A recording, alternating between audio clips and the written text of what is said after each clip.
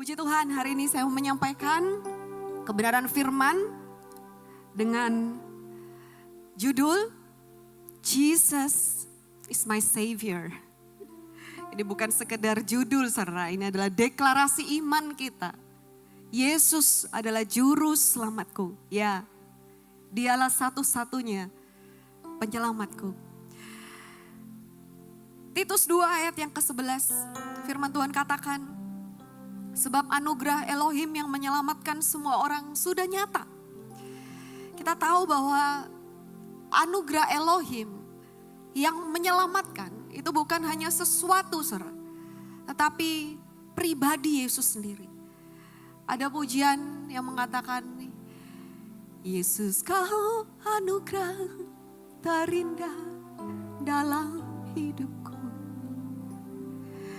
Kau sungguh berarti di setiap jalanku. Dan anugerahmu selalu mempesonaku. Yesus kau terbaik. Yesus kau termanis di dalam hidupku. Anugerah Elohim adalah Yesus. Pribadi yang menyelamatkan semua orang. Kalau Tuhan yang menjadi penyelamat kita, kalau Tuhan yang menjadi penolong kita, Dia sang juru selamat. Saya percaya, saudara, kehidupan saudara dan saya akan menjadi kehidupan yang tak tergoyahkan. Kalau Tuhan yang menjadi juru selamat kita, yang menjadi penyelamat dan penolong kita, kehidupan anak-anak Tuhan tidak akan terkalahkan, tergoyahkan, tergoncangkan, saudara. Sebab jika Tuhan di pihak kita, siapa lawan kita? Dalam ayat yang ke-13 selanjutnya, firman Tuhan katakan kita menantikan penggenapan pengharapan yang penuh berkat dan penyataan kemuliaan Elohim yang maha besar dan Yesus Kristus juru selamat kita. Sampai saat ini kita sedang menantikan penggenapan hari Kristus tiba. Sekalipun di dunia ini kamu mengalami penderitaan, tetapi kuatkan dan teguhkanlah hatimu karena aku telah menang atas dunia ini. Kita menantikan kedatangan Yesus yang kedua, juru selamat kita, saudara. Dan setiap orang yang menanti-nantikan Tuhan, setiap orang yang berharap kepada Tuhan, saya percaya tidak akan pernah dikecewakan. Setiap pengharapan kita di dalam Tuhan tidak pernah sia-sia. Oleh sebab itu dikatakan orang benar hidup oleh iman. Apa itu iman? Iman adalah dasar dari segala sesuatu yang kita harapkan dan bukti dari segala sesuatu yang belum kita lihat. Kita tahu ada penggenapan, pengharapan yang penuh berkat dan kemuliaan Elohim yang maha besar dinyatakan dari Yesus Kristus juru selamat kita menjemput kita kembali.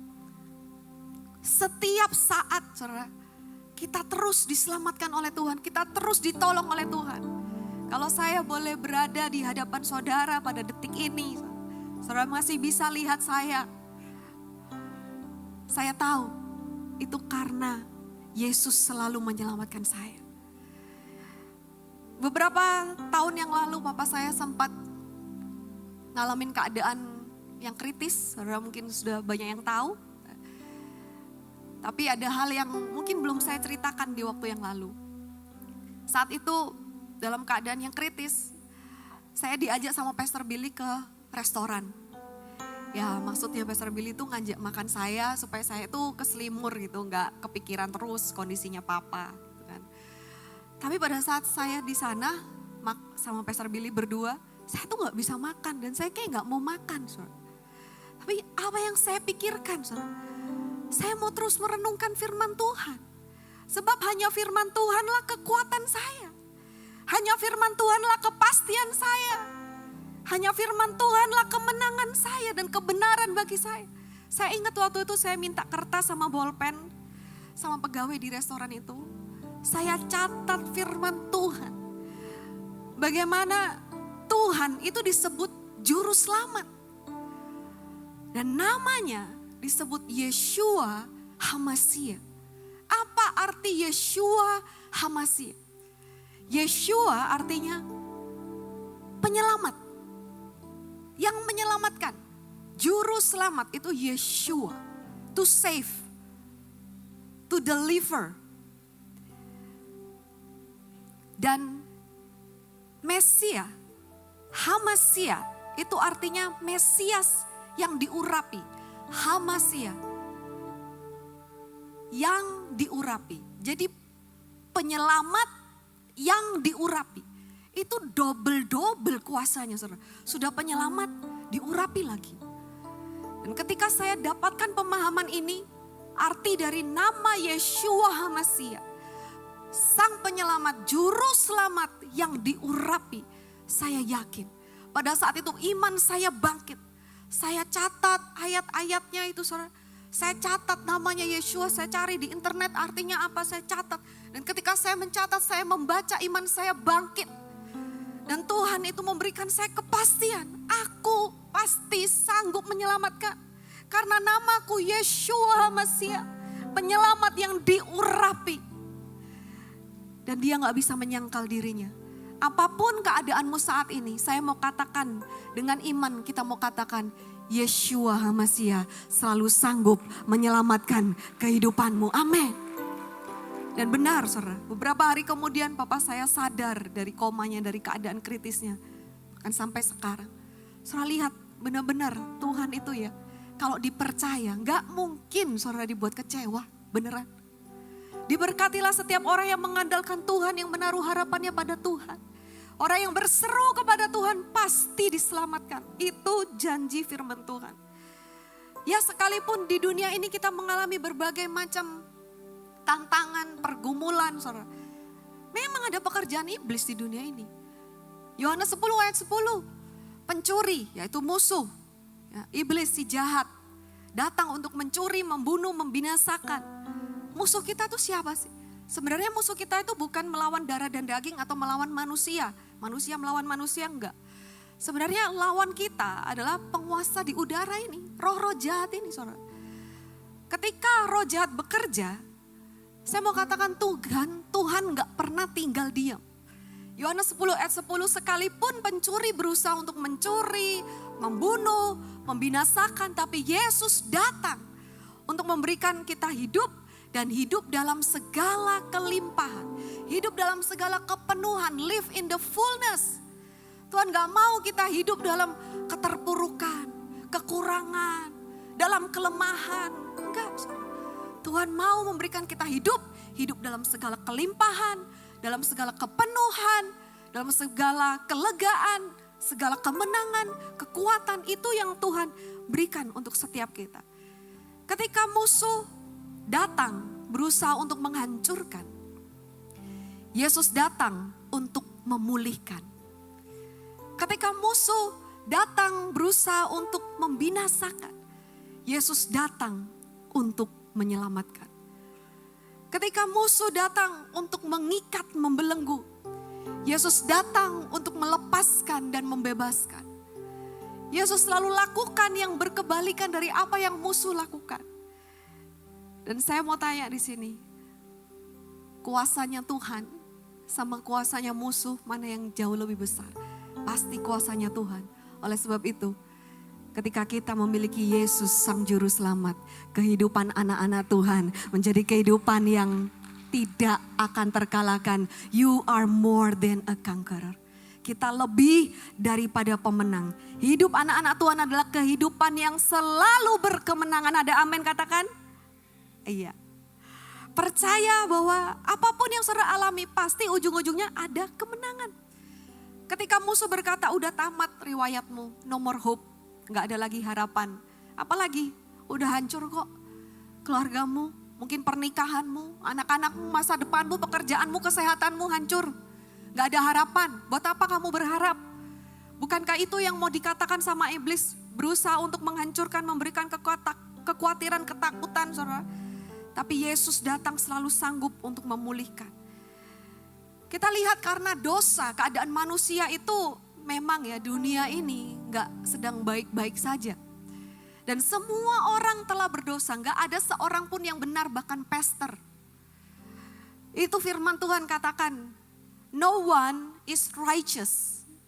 Kalau gak ada seorang pun yang benar, gak perlu juga kita menghakimi kesalahannya orang.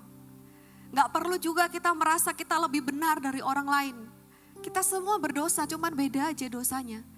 Mungkin ada yang lakukan dosa A, ada yang lakukan dosa B, beda-beda aja saudara. Firman Tuhan katakan dalam Roma 3 ayat yang ke-10. Seperti telah tertulis, tidak ada yang benar, seorang pun tidak. Tidak ada yang benar. No one is righteous. Di ayat 23, sebab semua orang telah berdosa dan telah kehilangan kemuliaan Elohim.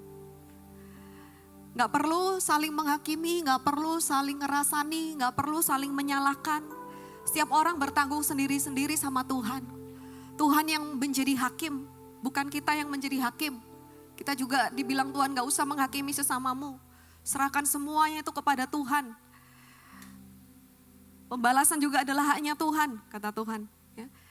Dan jika kita berkata bahwa kita tidak mempunyai dosa, 1 Yohanes 1 ayat 8, kita menipu diri sendiri. Dan kebenaran tidak ada di dalam kita.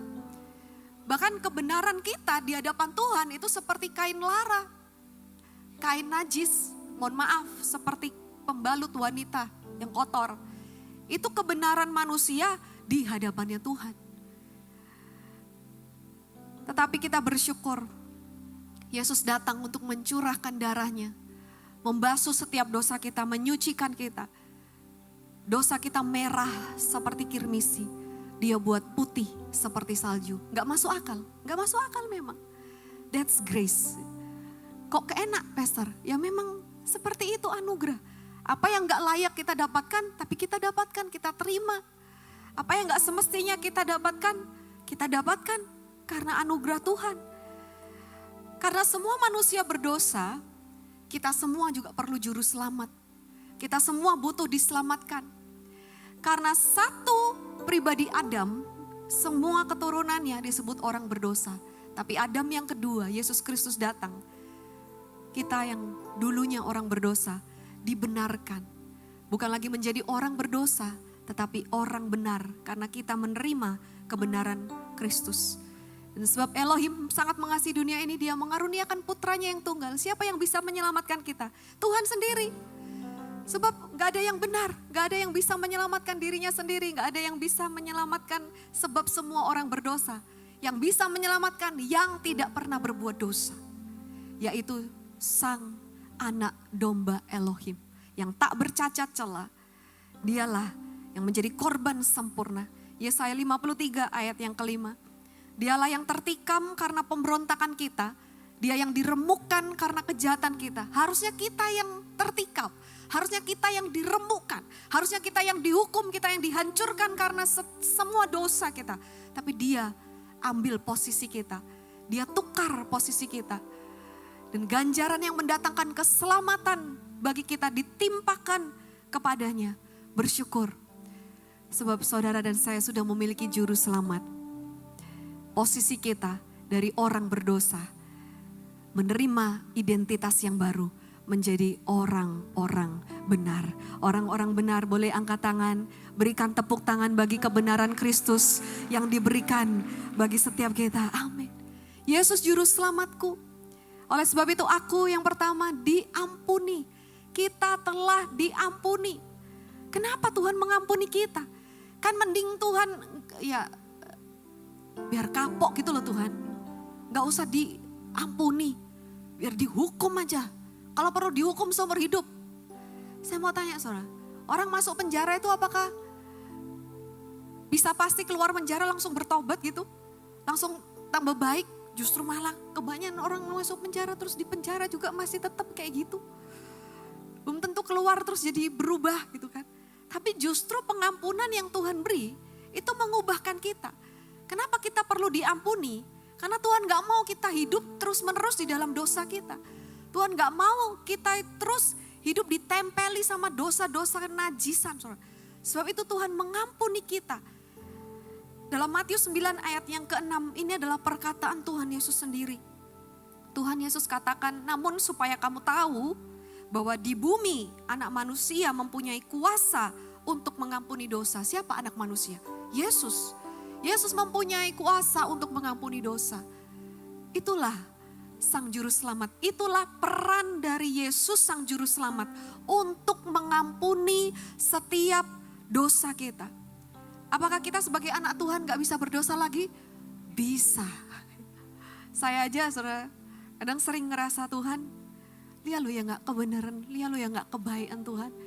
Kayak kadang lihat sering kadang bisa marah, bisa masih kadang khawatir, masih kadang takut, masih kadang ada gerem sama orang. Tuhan, kenapa tapi Tuhan pakai? Kayak kadang saya ngerasa seperti itu, saudara. Saya merasa juga kayaknya nggak pantas gitu, nggak layak gitu, not good enough. Tapi kebenaran Tuhan buat setiap kita, Tuhan katakan, aku mengampunimu. Sekalipun kamu mengecewakan aku terus mengampunimu. Aku mau terus memulihkanmu. Aku mau terus menyucikanmu. Itu yang Yesus lakukan dalam setiap kita. Firman Tuhan katakan 1 Yohanes 1 ayat 9, jika kita mengakui dosa kita, Dia adalah setia dan benar. Sehingga Dia mengampuni kita dari segala dosa kita dan membersihkan kita dari segala ketidakbenaran. Ini yang dikerjakan oleh Yesus. Oleh sebab itu ketika Yohanes melihat Yesus, dia katakan, lihatlah anak domba Elohim yang menghapus dosa dunia. Hanya Yesus, sang anak domba Elohim yang menghapus dosa manusia. Percayalah, seberapa besar dosamu, kasih Tuhan, anugerah Tuhan jauh lebih besar dari segalanya. God's grace is greater than our sin. Anugerahnya, kasihnya melampaui setiap pelanggaran, kegagalan, kesalahan kita. Musuh mungkin berusaha untuk mendakwa kita. Musuh berusaha untuk menuduh kita. Musuh berusaha untuk melemahkan kita. Tapi Tuhan datang justru untuk membela kita. Amin. Betapa besar kasih pengampunanmu Tuhan.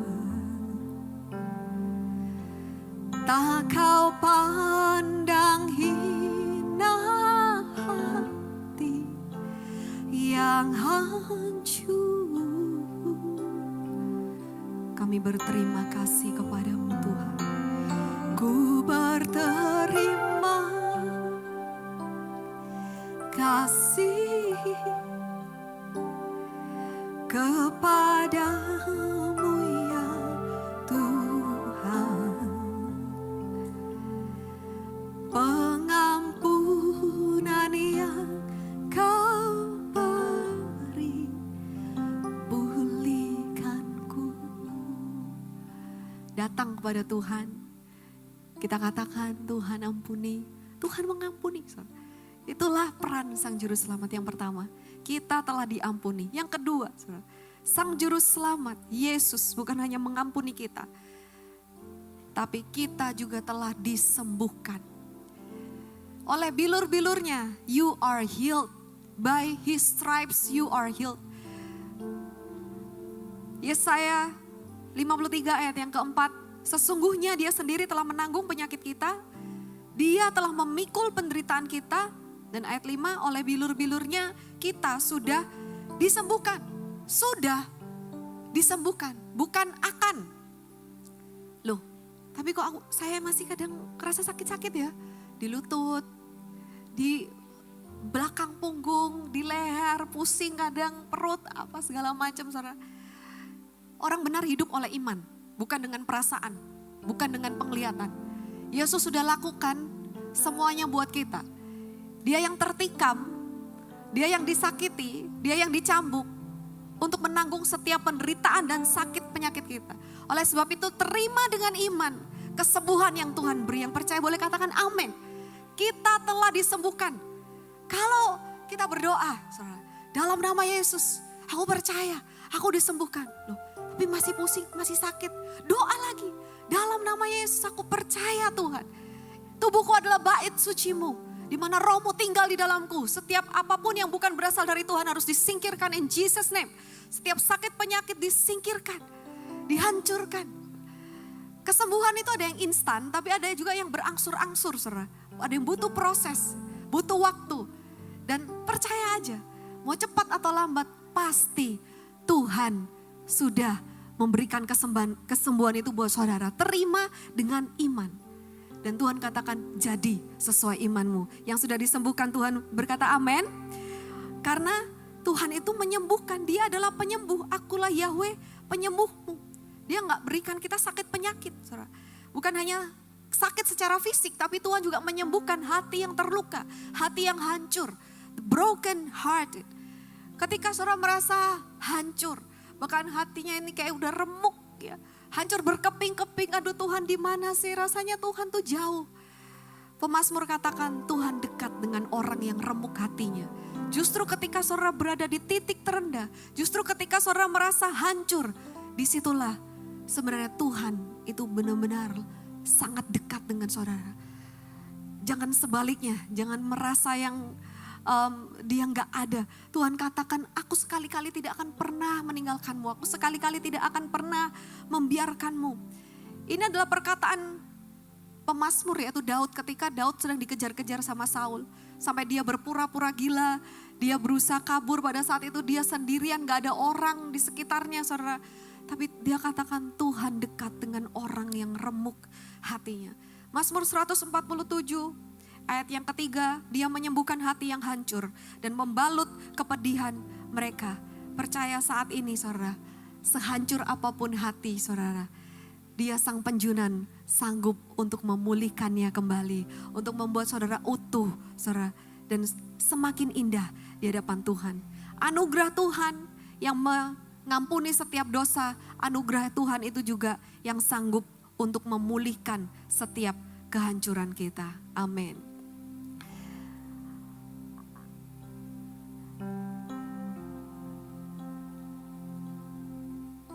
Apapun yang terjadi dalam hidupku ini, tak pernah ku ragukan kasih-Mu Tuhan.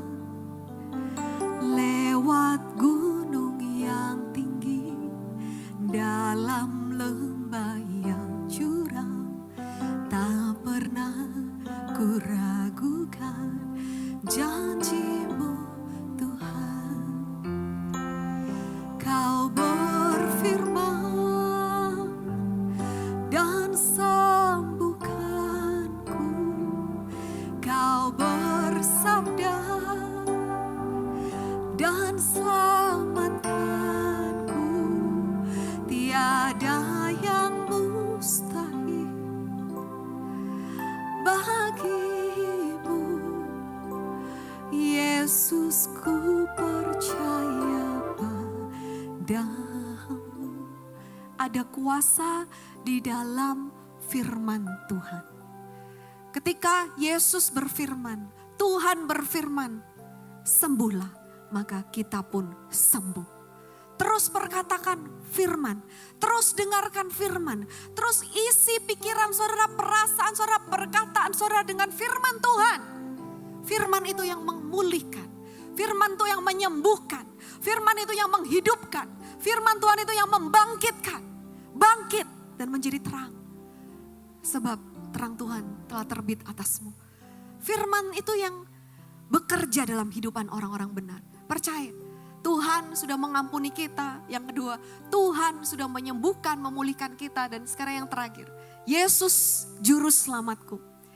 Dia selalu sanggup untuk menyelamatkanku. Saudara dan saya sudah diselamatkan oleh Tuhan. Seburuk apapun keadaannya, kalau dalam bahasa Jawa udah jeru, ya, masuknya itu udah dalam sekali. Gimana bisa diselamatkan? Biarlah kamu memahami betapa dalamnya kasih Tuhan, betapa tingginya, betapa panjangnya, betapa lebarnya kasih Tuhan. Apapun keadaan saudara, Yesus sanggup untuk menyelamatkanmu. Yohanes 3 ayat yang ke-17. Karena Elohim mengutus putranya ke dunia tidak untuk menghukum dunia, melainkan supaya dunia diselamatkan olehnya. Tuhan tahu kita semua harusnya layak dihukum. Tapi Tuhan datang bukan untuk menghukum. Tapi sebaliknya Tuhan menyelamatkan. Tuhan datang ke dunia ini untuk mencari orang berdosa. Untuk memanggil orang berdosa dalam pertobatan. Anugerah justru mendidik kita meninggalkan kefasikan dunia dan mengalami pertobatan yang sejati. Dan pertobatan selalu membawa kepada keselamatan. Firman Tuhan selalu menyelamatkan. Firman Tuhan selalu menuntun kita kepada kebenaran. Firman Tuhan selalu menuntun kita kepada keselamatan, kepada kehidupan kekal. Firman Tuhan juga katakan dalam Mazmur 107 ayat 20, Dia mengucapkan firman-Nya dan menyembuhkan mereka, serta membebaskan dari lubang kebinasaan mereka. Kita harusnya binasa, kita harusnya ada di dalam kegelapan, tapi Dia datang untuk memindahkan kita dari gelap kepada terang. Dia datang untuk memindahkan kita dari kebinasaan maut kepada kehidupan yang kekal. Mana yang lebih berkuasa, dosa atau anugerah? Kasih Tuhan. Saya percaya kasih yang terbesar, kasih tak terkalahkan. Oleh sebab itu dengan yakin kita katakan tidak ada yang dapat memisahkan kita dari kasih Tuhan. Sebab kasih-Nya selalu sanggup menyelamatkan. John Wesley katakan anugerah-Nya cukup bagi kita semua dan kuasa-Nya sanggup menyelamatkan kita semua. His grace and His power. Anugerah-Nya dan kekuatannya selalu sanggup menyelamatkan kita. Bersama-sama kita katakan Jesus, Yesus, Sang Juru Selamatku, Kau selalu sanggup menyelamatkan.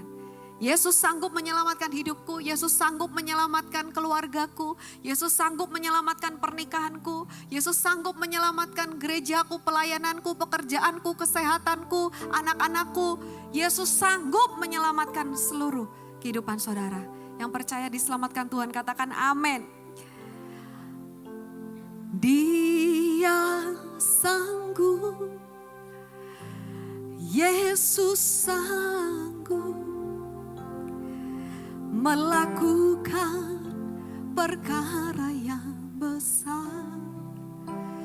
Dia sanggup, Yesus sanggup memulihkan yang terluka, menyembuhkan yang menderita. Dia sanggup memulihkan hidupku. Dia selalu sanggup, bahkan Dia terlalu sanggup. Ketika Ayub mengalami masa-masa terpuruknya, dia katakan dalam Ayub 42, aku tahu bahwa Tuhan sanggup untuk melakukan segala perkara dan tidak ada rencanamu yang gagal. Rencana Tuhan tidak dapat digagalkan bahkan oleh kesalahan manusia pun. Rencana Tuhan tidak bisa digagalkan bahkan oleh rencana musuh sekalipun. Dia terlalu sanggup, Dia terlalu hebat. Rancangannya tidak akan pernah gagal. Dan sebagai kesimpulannya saya undang juga pemain musik worshipers untuk naik ke atas. Jesus my Savior, Yesus Juru Selamatku. Aku telah diampuni, aku telah disembuhkan, dan aku telah diselamatkan. Percaya, jika Tuhan yang menjadi juru selamat kita, kehidupan kita akan selalu berkemenangan.